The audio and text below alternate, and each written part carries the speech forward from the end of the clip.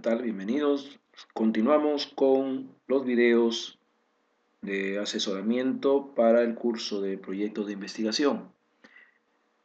En el último video estuvimos tratando el asunto de la realidad problemática y la forma como ustedes podrían presentar su realidad problemática en el trabajo de investigación que están desarrollando. Ahora nos entramos de lleno a lo que implica el marco teórico. Como pueden ustedes leer allí, el marco teórico es prácticamente el fundamento de la investigación. Y este tiene toda la teoría y el conocimiento que está organizado por el investigador para que fundamente de manera científica el tema que estamos estudiando.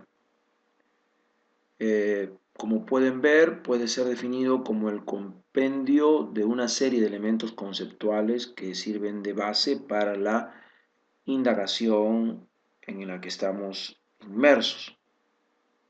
También se le llama planteamiento teórico, marco referencial, contexto teórico, cuerpo de conocimientos previos, etc.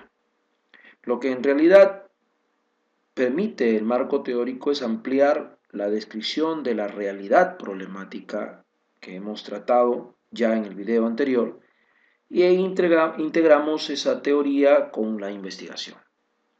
¿Cuáles son las exigencias para elaborar un marco teórico? Como pueden ver allí, se deben exponer los diversos puntos de vista de los científicos e investigadores relacionados con las diversas teorías que están vinculadas. Eso implica que debemos hacer referencia al autor, el año, la página u otro formato que se esté manejando. Lo que se tiene que hacer es comparar las teorías o proposiciones que tengamos de los diversos autores que se han consultado o se han analizado. Aquí debe efectuarse el comentario relativo a la relación entre lo que ustedes están observando en su realidad y en lo que la bibliografía o los autores consultados dicen. La síntesis integrada del resumen de las diversas teorías debe concluirse con un punto de vista del investigador. O sea, no olviden que el marco teórico tiene que estar o ir acorde a lo que estamos investigando. ¿Cuáles son las funciones del marco teórico? Lo principal, revisar los antecedentes del problema. Como dijimos en el video anterior, es probable que lo que estamos haciendo se haya aplicado en alguna otra empresa, en otro contexto, en otra situación. Entonces nosotros tenemos que usar esos antecedentes para nuestro trabajo. Es decir, indagar en revistas, tesis, libros, periódicos, internet, todo aquello que guarde relación con el problema que estamos investigando. Esto va a permitirles a ustedes, digamos, ganar la experticia en el tema que estamos investigando. La otra función es ampliar el horizonte del estudio y obviamente guiar al investigador. Permite entonces encauzar, en este caso, al que está investigando en el problema, así evita que éste se desvíe del planteamiento que haya hecho inicialmente. Otra función es revisar las bases teórico-científicas. Aquí, obviamente, tenemos que mirar la literatura especializada que guarda relación con el tema que estamos investigando. La única manera de tener éxito es que ustedes investiguen bien sobre lo que están tratando. Es decir, el tema en el que se están involucrando tiene que ser de completo dominio de ustedes. Es decir, si yo estoy entrando a calidad para ver o aplicar calidad en el trabajo de investigación, entonces yo tengo que empaparme de todos esos conocimientos. Tengo que conocer los principios de la calidad, cómo es que se ejecuta la calidad, cuáles son los pasos a seguir, etc. Es decir, no solamente eh, tomar el tema y lanzarnos a hacer un trabajo, sino definitivamente investigar. Luego, eh, otra de las funciones es precisar los conceptos que vamos a usar. Esta tarea permite seleccionar los términos extraídos de las teorías que respaldan el estudio y que obviamente van a utilizarse a lo largo de la investigación. Aquí deben definirse y expresarse con bastante rigurosidad y obviamente con bastante exactitud.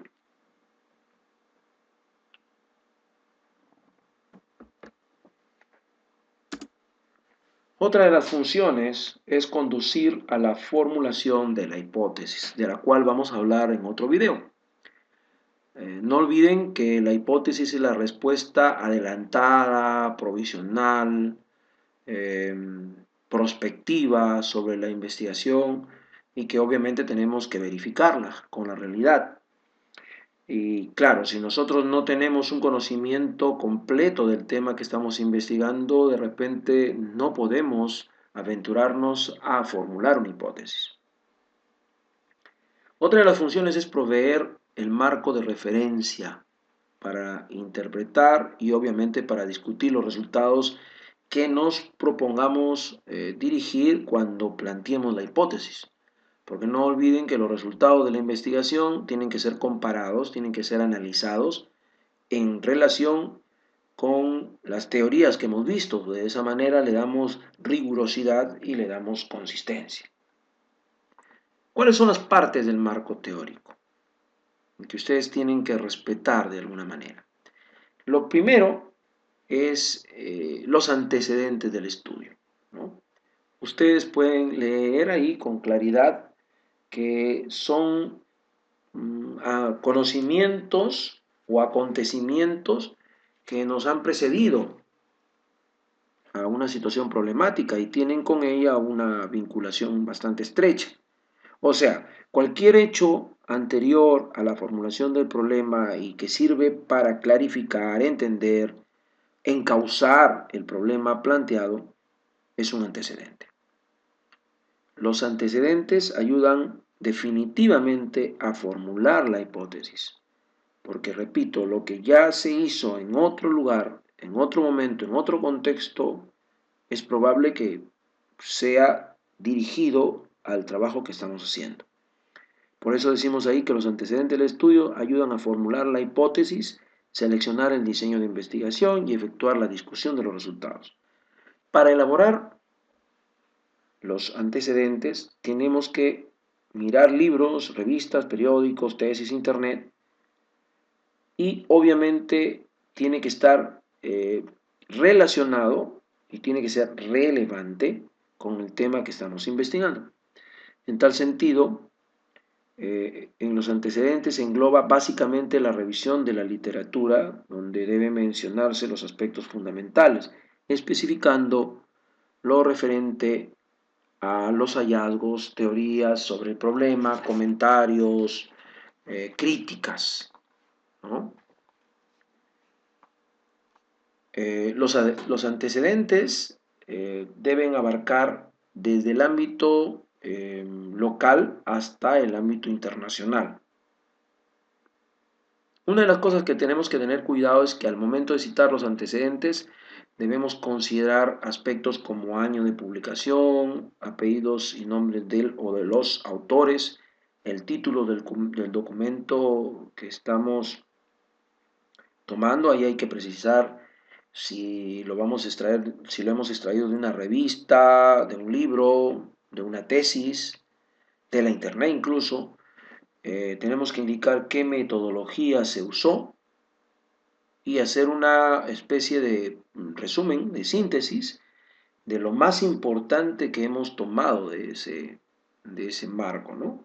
Por ejemplo, podemos decir en el año tal persona presentó su tesis titulada así, tiene que ser relacionado al tema que estamos tratando, y decimos, bueno, para contrastar la hipótesis se usó el diseño tal y se concluyó con esta situación. O sea, en conclusión, en esta parte del proyecto se hace una especie de síntesis de teorías y trabajos de investigación realizados que guardan estrecha relación con el problema planteado. Por supuesto que los antecedentes deben ser representativos, o sea, un solo antecedente probablemente no nos ayude, ¿no? Por eso es que a veces decimos debemos usar tres mínimo para que haya una especie de comparación y de soporte al trabajo que se está haciendo. En algunos casos, muy pocos, puede presentarse que no exista un antecedente claro, pero no olviden que nosotros podemos no tomar el tema estrechamente vinculado al que estamos, pero sí puede ser muy similar o de repente de alguna, digamos, aplicación que se hizo en otra empresa de similares actuaciones en lo que nosotros vemos ahora en el caso de la empresa en la que estamos. Otra de las partes del marco teórico son las bases, ¿cierto? Teórico-científicas. O sea, aquí deben estar presentes los elementos teóricos, conceptuales esenciales que permiten alcanzar la comprensión y explicación científica de lo que estamos pretendiendo solucionar. Lo más común es usar algunas normas que se recomiendan para redactar el marco teórico, incluso otras partes del proyecto, ¿no? Por ejemplo, si se trata de un libro, ¿no? O sea, si la oración incluye el apellido del autor, solo se escribe la fecha entre paréntesis, ¿no? Si son varios autores, los apellidos paternos en el mismo orden del documento. Ahora, cuando no tomamos una expresión en su totalidad, suprimiendo, digamos, palabras, porque no las consideramos importantes o indispensables, se presenta una especie de elipsis, ¿no?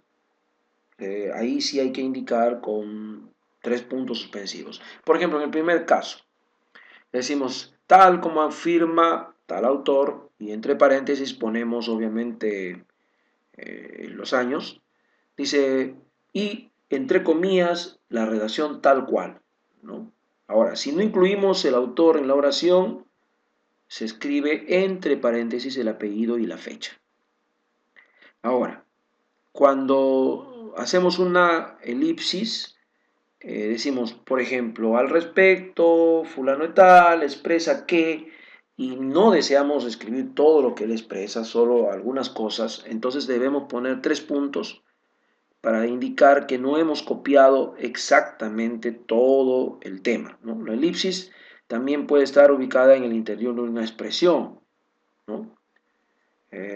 Por ejemplo, qué sé yo, estamos hablando de algo en especial y indicamos la parte que queremos poner y que no está completa, le ponemos esos tres puntos que estamos mencionando. Si, por ejemplo, el libro está en español, pero primero fue escrito en otro idioma, se recomienda indicar primero el año de publicación original, seguido del año de la publicación en español, ¿no? Por ejemplo, dice, según, vamos a suponer, si hablamos de educación, según Gardner, ¿no? Entre paréntesis, 1999/2000. Quiere decir que la versión original, en el idioma original, fue hecha en 1999 y la versión en español está hecha en el año 2000. Ahora, si hay varios autores de una obra, por ejemplo, puede ser hasta dos autores, ¿no? Cuando se cite la obra deben aparecer ambos, ¿no? Y si hay tres, cinco, la primera vez debe citarse todos y en la siguiente cita solamente el primero. Ahora, si hay varios libros en conjunto, cuando son varios libros o publicaciones que van a sustentar una teoría, puede ser una enciclopedia, por ejemplo, la cita de los autores se incluye entre el mismo paréntesis ordenado de manera alfabética, ¿no? Ya no tiene nada que ver ahí el año de publicación, ¿no? ¿De acuerdo? Bien, Otra de las partes es el marco conceptual, ¿no? Que probablemente aquí es donde empezamos a darle forma a nuestras variables, ¿no? Es decir, ahí entran a tallar las técnicas, metodologías que vamos a emplear. Entonces ahí van a estar todos los conceptos pertinentes de las teorías que fundamentan el estudio y que obviamente van a permitir esclarecer, evitar interpretaciones erróneas. Acá también se le conoce como definición de términos, glosario de términos, diccionario, conjunto de definiciones, definición etimológica, etcétera, ¿no? Aquí es importante entender que para que el lenguaje del investigador no se preste a interpretaciones ajenas del estudio, se tienen que definir precisamente esos términos. Se puede recurrir a la definición esencial o por género próximo y diferencia específica, una definición descriptiva, una definición genética, etimológica, ¿no? Entonces hay que aclarar eso. ¿Por qué? Porque esto va a evitar que alguien que lee el trabajo, especialmente jurado, tome un concepto desde otro punto de vista. Con eso, digamos, enmarcamos, por eso se llama marco teórico, enmarcamos de manera conceptual lo que estamos trabajando. Las exigencias para una buena definición es no definir un término por medio de otros oscuros o menos conocidos, ¿no? Ahora, lo definido no debe entrar en la definición, porque entonces se definiría lo mismo por lo mismo, ¿no? Por ejemplo, no podemos decir círculo es una figura circular, no tiene sentido decir así.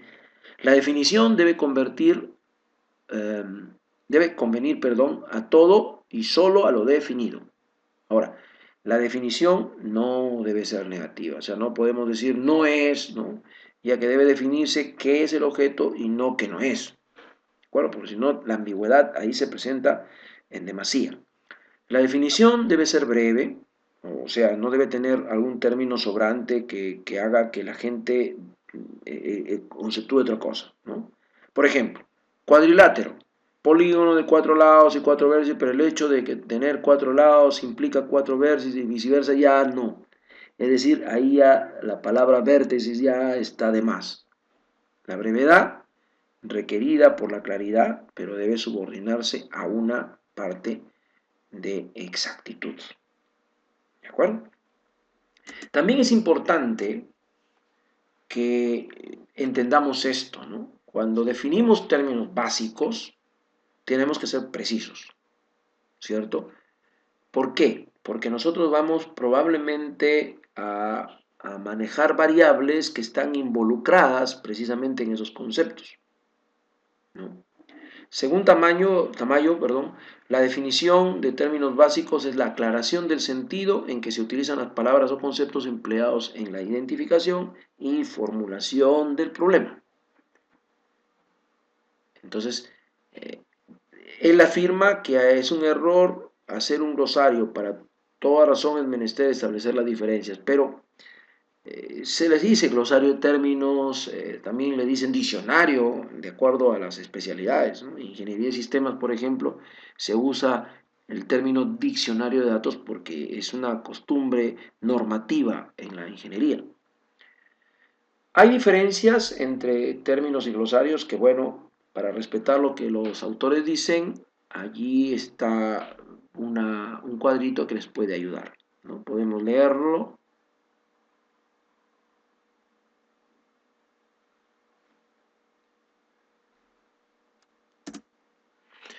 Ahora, dentro de las etapas de la elaboración hay dos partes muy marcadas, ¿no?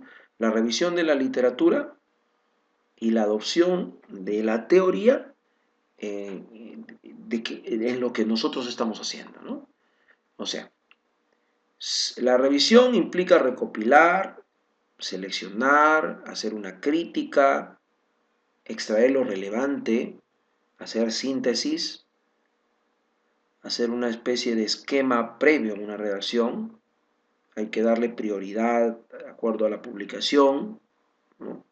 En ingeniería, claro, nosotros buscamos siempre las últimas versiones, pero no necesariamente hay cambios drásticos ahí, solo que si seguimos el concepto de que la pregunta que te hice hace muchos años atrás es la misma de ahora, pero ahora las respuestas son diferentes, es porque, claro, eh, la forma como nosotros miramos el manejo empresarial ha ido cambiando radicalmente. La adopción de una perspectiva teórica en esta etapa es cuando ya se tiene una buena revisión de la literatura, ¿no? Ya nos lanzamos, ya tenemos nuestra propia forma de mirar lo que ahora estamos investigando. Bueno, un consejo, evitar la redacción sin haber leído las fuentes seleccionadas, es un error hacer eso. Copiar textualmente grandes porciones de un libro no es recomendable, menos de internet, solemos copiar y pegar, eso no es adecuado. Emplear fuentes sin validez académica, hay que evitar eso. Por eso dice ahí, se recomienda no emplear sitios web como monografías.com, El Rincón del Vago, Wikipedia, Aula Fácil, ¿no? Porque a veces son cosas muy que no tienen sustentos, ¿no? Y no podemos citar páginas de internet sin autor ni fecha, menos obviamente que sea de un portal de una institución, ¿no?, académica. Hay que evitar citar teorías, conceptos de autores con perspectivas opuestas sin que tengamos una explicación de intención por qué se ha hecho, ¿no? O citar teorías eh, y no poner el autor, ¿no? O unir párrafos como si fueran parches, ¿no? Que no tengan cohesión una cosa. La mayoría de documentos a veces se suelen hacer así. Construir párrafos cuyo contenido no tiene relación con el título que estamos empleando, solo por llenar el documento. Hay que tener cuidado, porque el marco teórico, repito, insisto, sustenta el trabajo que vamos a realizar. Bien, entonces, para terminar, un buen marco teórico no es el que contiene muchas páginas, ¿no? Trata con profundidad únicamente los aspectos relacionados con el problema.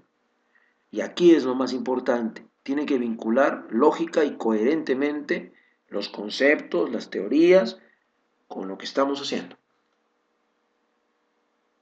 ¿De acuerdo?